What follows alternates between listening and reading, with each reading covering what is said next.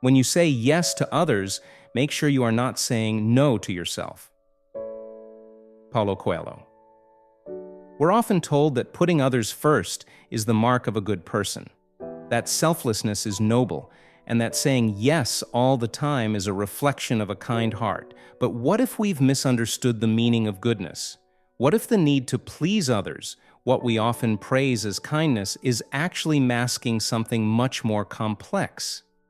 Let's go beneath the surface of this behavior and uncover the hidden motivations, emotional patterns, and internal conflicts that fuel the people-pleasing mindset.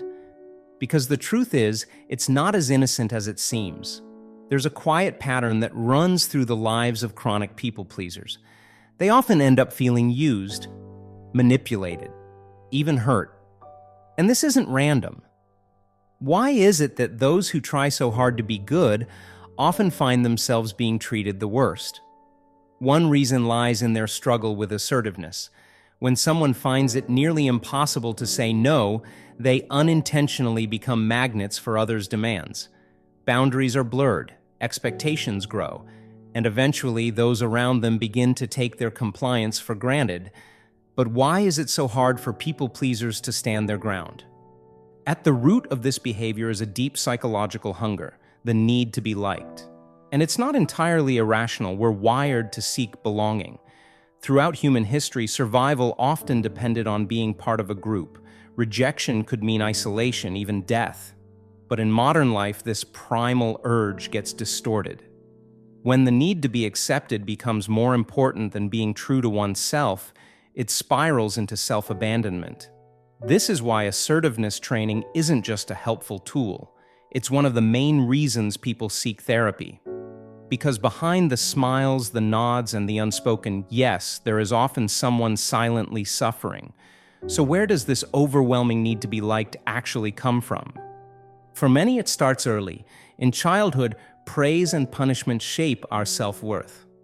When love feels conditional based on behavior, achievement, or compliance, we start to internalize the belief that we are only worthy if we meet others' expectations.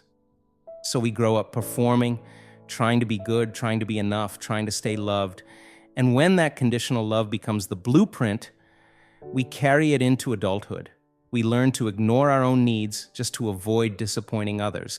It becomes second nature. Here's where things take a surprising turn. People-pleasing looks like self-sacrifice, but beneath the surface, it's often a strategy for emotional survival, a way to secure approval, avoid rejection, and maintain an identity of being good. In other words, it's not just about kindness, it's also about control. By being agreeable and helpful, the people-pleaser unconsciously tries to control how they're perceived. They trade authenticity for validation.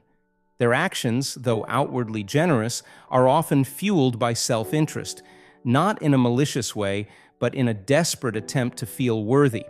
This leads to a devastating cycle. They overextend themselves. They suppress their true feelings. They quietly resent others for not reciprocating, and yet they keep going. Why? Because their identity is built on being liked, and to be disliked feels unbearable. The emotional toll of this behavior is immense. When someone consistently chooses harmony over honesty or approval over authenticity, they become disconnected from who they really are. Relationships become performative, boundaries feel impossible, and the love they receive doesn't feel real because it wasn't given to their real self in the first place. This inauthentic way of living often creates exactly what the people-pleaser fears most: disconnection, exhaustion, and being taken for granted. It's not a coincidence.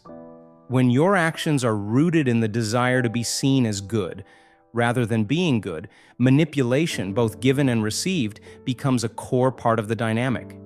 And manipulation, even unconscious, always comes at a cost. When people-pleasers try to assert themselves, finally say no, or set a boundary, what often shows up first is guilt. It's a guilt that feels physical, heavy, paralyzing.